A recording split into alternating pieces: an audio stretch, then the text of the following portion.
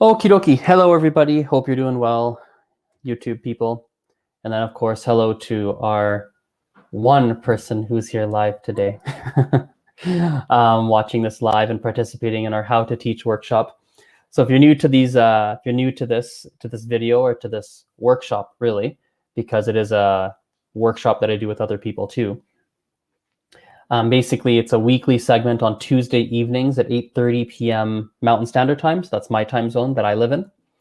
And I share different teaching practices that we use at the Calgary Language Nerds. My hope is that other people that teach or who tutor can benefit from it. And yeah, there's always a recorded portion like this one here. And then we also have, whenever we have people that attend live and actually is within the workshop itself and not just watching on YouTube, we also have like a workshop portion where we'll actually work together on the topics that we discussed. And we discuss it, answer questions, things like that. So today's topic is one I'm pretty excited about, as you guys can see from the title of this workshop today, which is what to do when students aren't paying attention in class. I'm going to approach this in two ways. The first way is for kids, and the second way is for adults. The steps end up being pretty darn similar for kids and adults, just that your tone of voice and your mannerisms might be a little bit different for kids versus adults. The same way that when you talk to kids and you talk to adults, you don't talk to them the exact same way. And that's basically how that works. I wanted to make a PowerPoint, to be honest, but unfortunately, I've got some personal things happening basically throughout the daytime this week, and I'm only working about half-time this week. So I didn't have a chance to make a PowerPoint, but I still have all the notes and everything I have on my board here that I want to talk about. So, okay. So the first thing, in fact, why don't I even do a screen share? Having a screen share and having a visual is nice. So let me do a screen share, and we'll create our note file as we go, and we'll create some notes like that. So let me share my screen here. 1 second. Okay, share screen.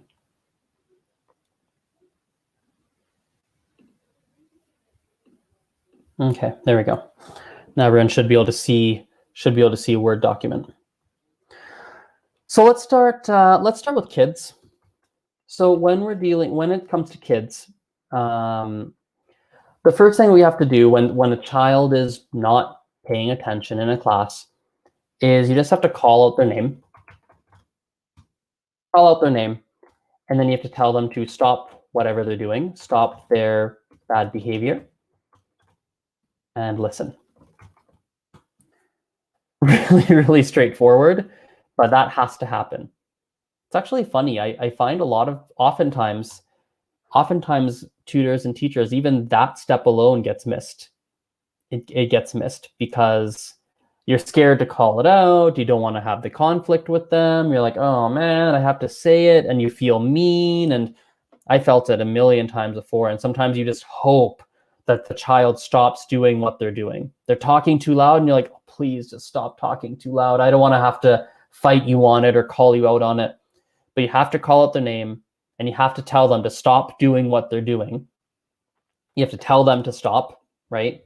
So tell them to stop their bad behavior, and listen to whatever, participate in whatever activity you're doing. That's the first thing that has to happen. Faster the better. Most of the time, that's going to be enough. For most scenarios, that's going to solve a lot of it. If you're quick on the draw with that, you're going to avoid 50-60% of all your problems, in my experience anyway. Now, it's not going to solve all your bad behavior problems, and if people aren't listening in the class, so they're not doing what they're supposed to be doing, they're not engaging with the class, they're zoned out, they're not listening, right?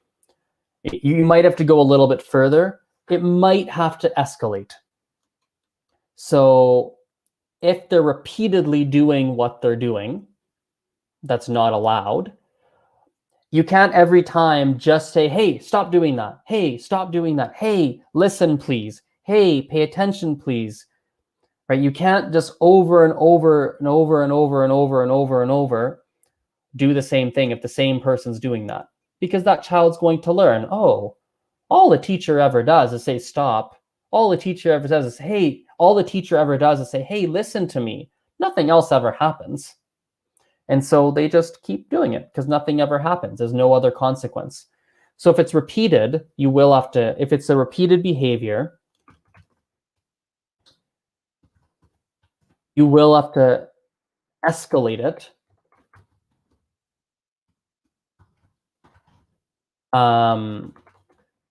to a one-on, just like to a one-on-one discussion.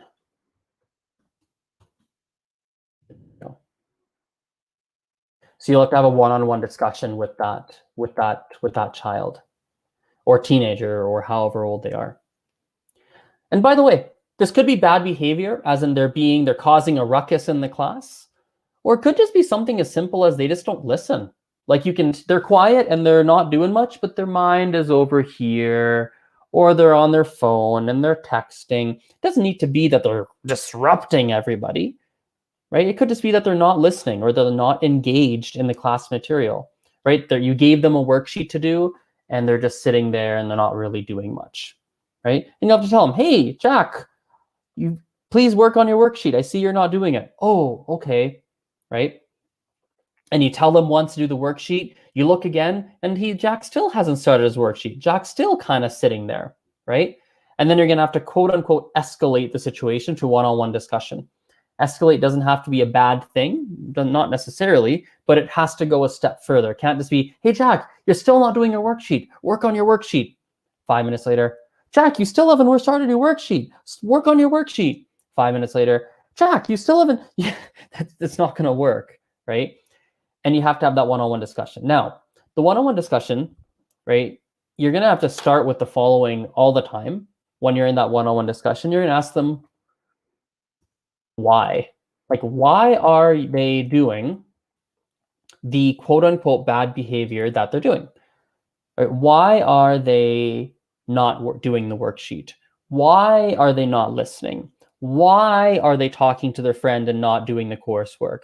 Why are they running around over and over? Why are they doing whatever they're doing? You have to ask why. They're not always going to tell you why exactly. Sometimes they'll mumble and not say much. They'll say, I don't know. Yeah, it's just like they might not always give you a straight answer. So you might have to ask a few times and probe a little bit. You might have to ask them multiple times using different words.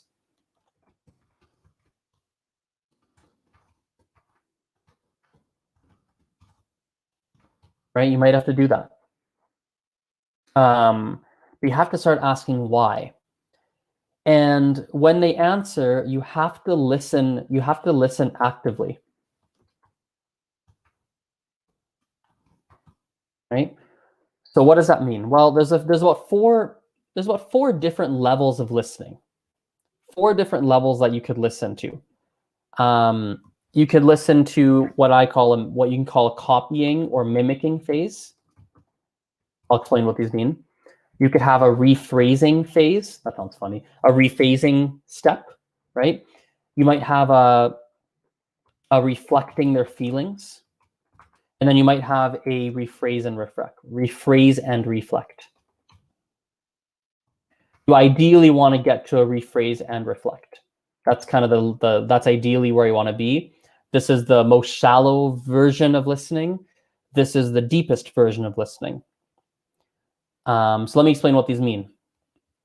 When you're listening, right, you're not just listening. You also want to make sure you're understanding what they're saying and that you're on the same page. They're telling you why they're telling you why they have poor behavior, why they're doing XYZ behavior that you don't like.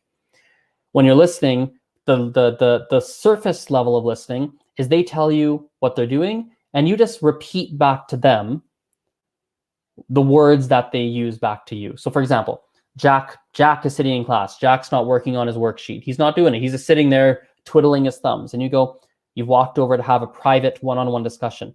Hey, Jack, I just noticed you're not working on your worksheet. What's going on? Oh, well, it's just really hard. I don't really know how to do it, right? You might go, no, that's actually pretty simplistic. In that case, you probably would skip all these steps and be like, okay, let's look at this together. Let me help you. That's probably a little bit simplistic, actually. Let's go a little bit of a deeper one. Let's say two kids are always fighting in the class. They're always arguing and fighting, and there's some tension there. You might go, hey man, who was that kid I used to teach? I forget his name. Whatever, I wouldn't say his real name anyway to protect the innocent, but let's call him Sam, right? I remember this kid Sam would get into fights with everybody, arguments, and he'd push, and everyone didn't like Sam. And I was like, Sam, what the heck is going on? And he's like, well, so-and-so is always saying this, and he's always mean to me, and he always kind of throws stuff at my head. And then I go and I have to show him how and put him in his place and tell him that he's bothering me, and I'm going to tell him in a mean way because he's throwing stuff and he's doing this. And I say a copying phase of listening actively would simply be, oh, wow, so Sam's throwing stuff at your head?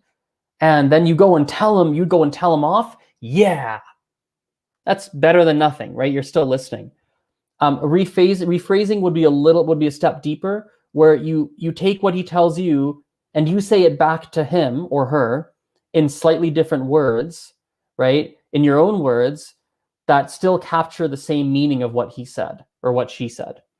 And basically, you're just trying to confirm that you've understood what they've told you.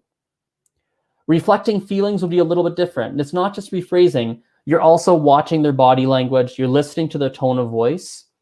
And essentially, you are identifying the heart of the problem, right? So the heart of the problem for Sam, for example, of someone throwing things at his head, or making him so mad, so he goes over and pushes him and yells at him, right?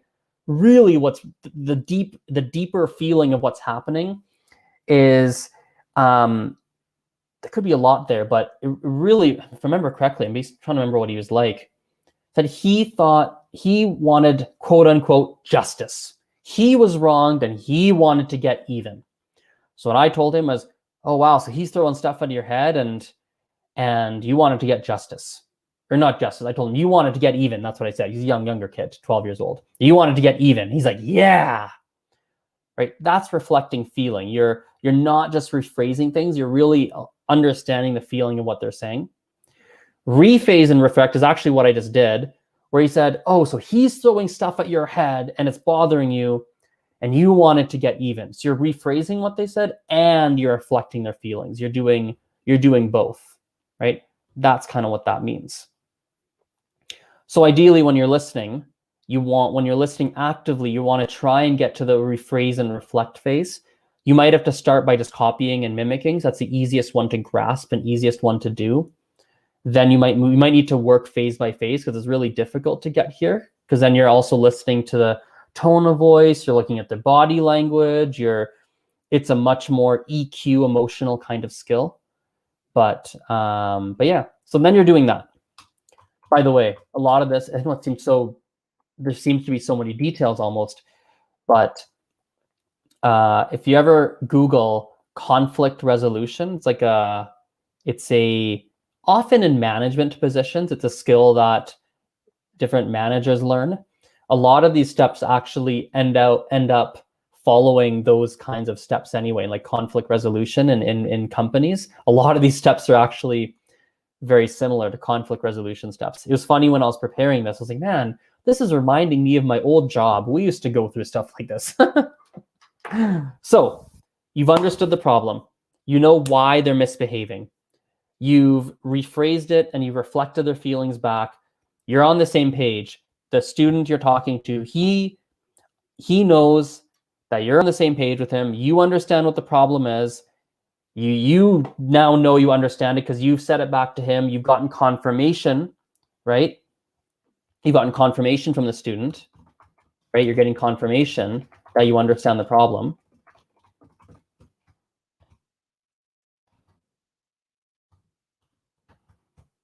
Right? Or misbehaving. Now you need to share your piece, because just because you've understood it doesn't mean that, okay, all is fine and dandy and off we go. That's not what that means. That's not what that means at all, right? You still have to correct the behavior. We still need to get him or her to behave in the way that you would like him to do, right?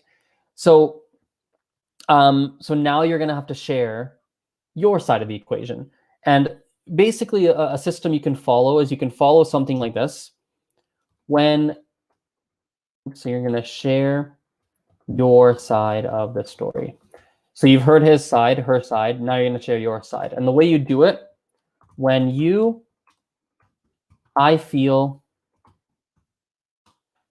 I need you to, because.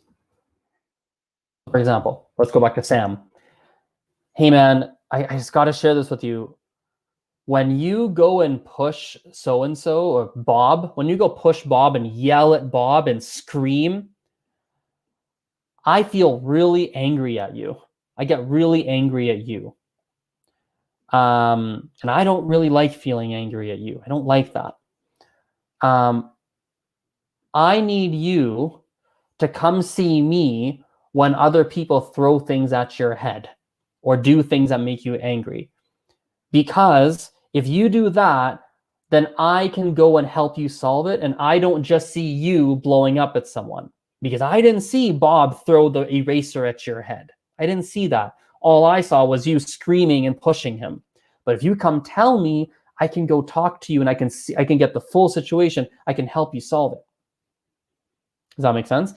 And then you can kind of get to that solution. Now, again, this is a deeper problem. When you get surface level problems like John, who's working on his worksheet but doesn't know how, so can't do it, that's pretty straightforward. You're not really going to have to make any big problems with it, right? Just go, oh, let me help you out. Now, if John, every time he gets a worksheet and he never starts working on it because he doesn't understand, and you have to go over every time to help him, and it's affecting your classroom and it's a pain in the butt, well, now it's a little different. You might have to have this. You might have to have this chat with him. You're going to go right to step number 3 and say, hey, man, I just want to talk to you about something. I've noticed like every time I give you a worksheet, you just sit there and you kind of twiddle your thumbs and you wait for me to come over and like help you. What's going on? And John goes, oh, well, I don't know. It's just really hard for me. Oh, what's hard about it?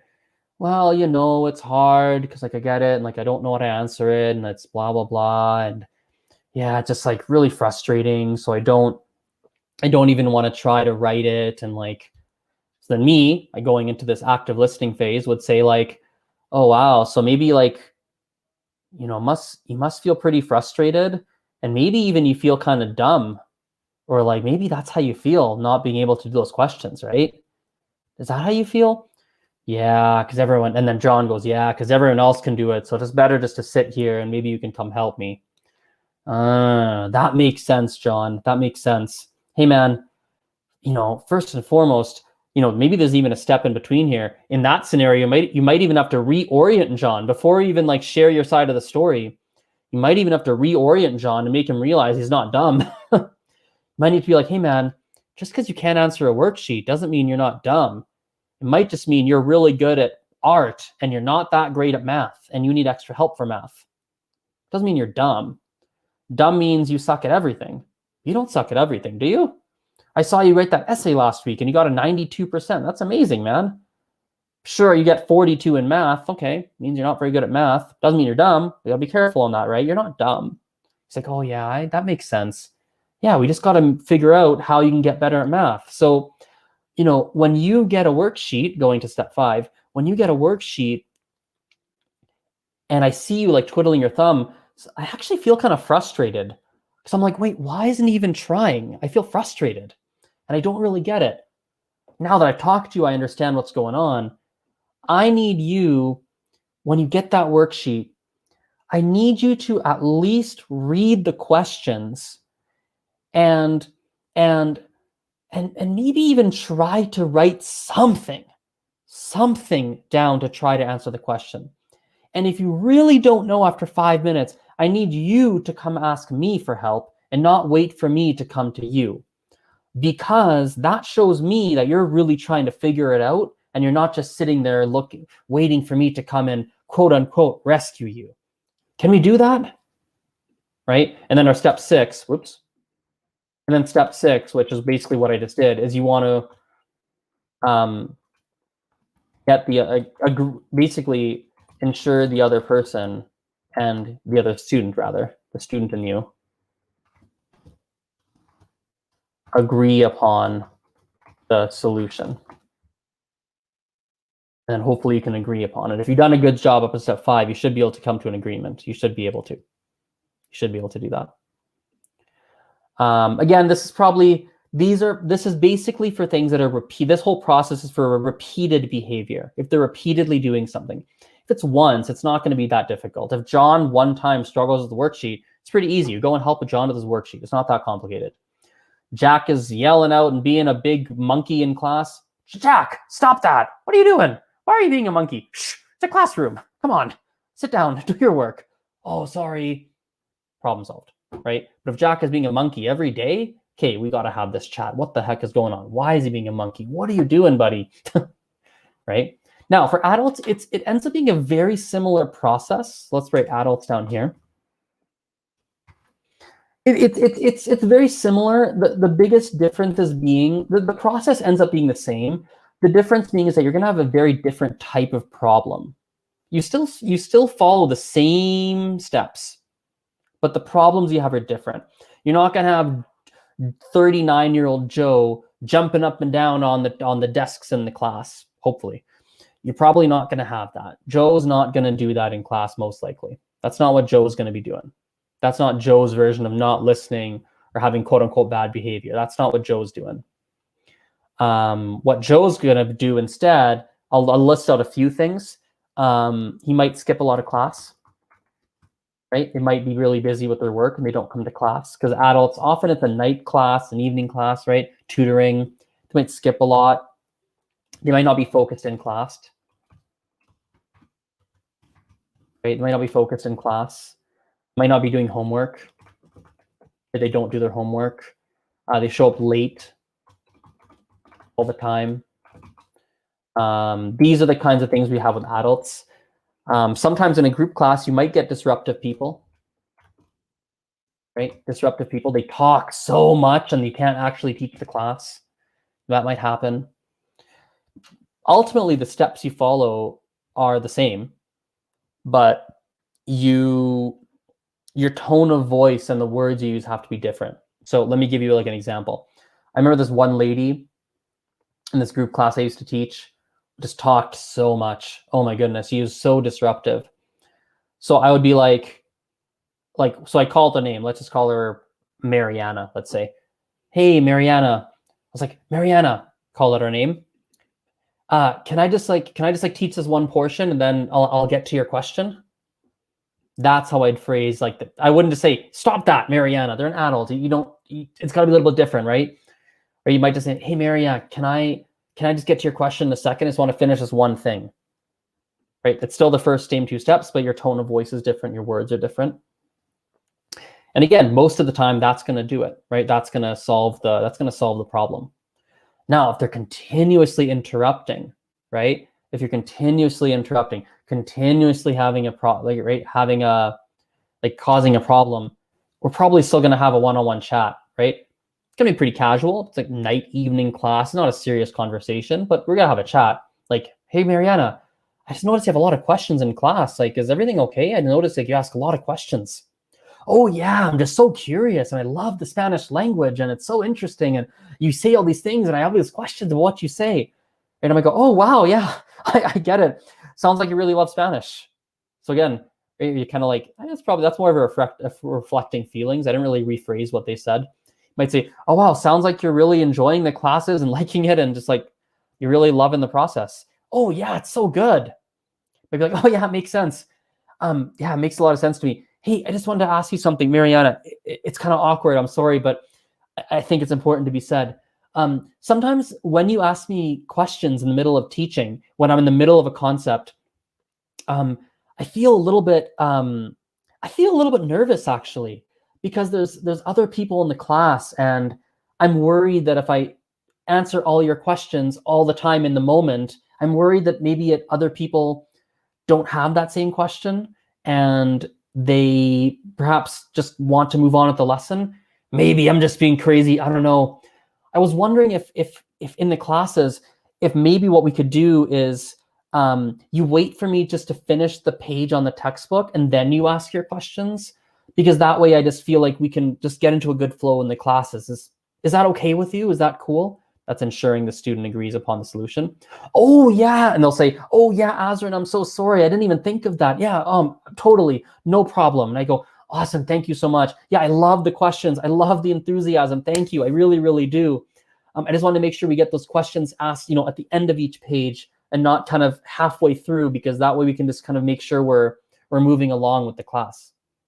So still the same steps, different tone of voice, different words, obviously different kind of problem.